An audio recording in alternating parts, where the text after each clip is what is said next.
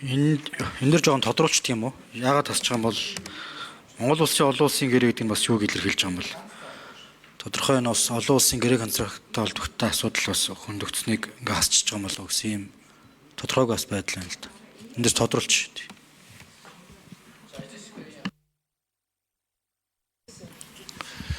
За ажлын хэсгээс 5 номер хууль. За та бүхний энэ өдрийн амгалан айлтгая. Энэ саяны асуултан дээр тодруулахъя. Энэ 2-1 дээр анх одоо төсөлтөөр Монгол улсын олон улсын гэрээний тухай хууль гэж заасан байсан. За энэ одоо яг агуулгаараа энэ яагаад вэ гэхээр цус илбэх асуудал бол өөрөө бас олон улсаар тавигддаг юм бас дүрм журмууд байдаг.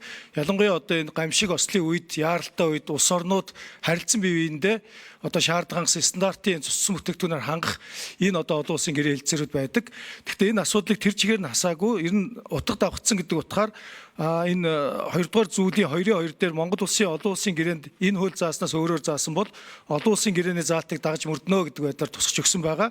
Мөн 3-2 дээр Монгол улсын олон улсын гэрээнд заасан тохиолдолд гадаад улсын иргэн харьяалгүй хүний эрүүл мэнд амнасыг аврах зорилгоор цус илбэх тусламж үүсгэх үзүүлнэ гэдэг байдлаар энэ дээр одоо бас хуулийн дээр илүү тодруулж өгсөн учраас энийг одоо яг энэ 2-1 дэх заалтаас хассан байгаа. Цагаан хөлөг гишүүн тодруулах уу? Цагаан хөлөг гишүүн тодруулъя. За юу зүйл заалтыг ойлголоо. Яг нийгэм тодруулчих тийм үү? Гадаад хүн Монголд байж байгаа тусаа өгж болдгийм үү? Эсвэл монгол хүн гадаад явж байгаа өгж болдгийм үү? Энэ болохоор яг олон улсын одоо бас юм хэлцээр янз бүрийн зүйлээрээ бас нээлттэй байдгүй. Энэ хуулийн дээр бас тиймэрхүү асуудал тусгагдж байгаа юм. За ажлын хэсэг 5 номер дээр хариулъя. Аачлаа би эрүүл мэндийн яамны төрийн нэрийн бичиг дарга Эрдэнэер асуултанд ганхуул гишүүний асуултанд нэмэлтээр хариулъя. Энэ дээр бол ер нь бол гадаад улсын иргэн Монгол улсад цусаа өгөх нээлттэй байгаа. Гэхдээ бид нар цусны аюулгүй байдлыг хангах үүднээс 6 сараас урт хугацаагаар амьдарч байгаа хүн одоо тухайн иргэнийг цусаа өгөх боломжийг одоо эрүүл мэндийн сайдын журмаар зохицуулж явж байгаа.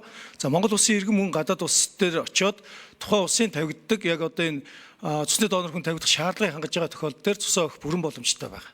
Энэ бол одоо яг зохицуулга нь бол нээлттэй байдаг.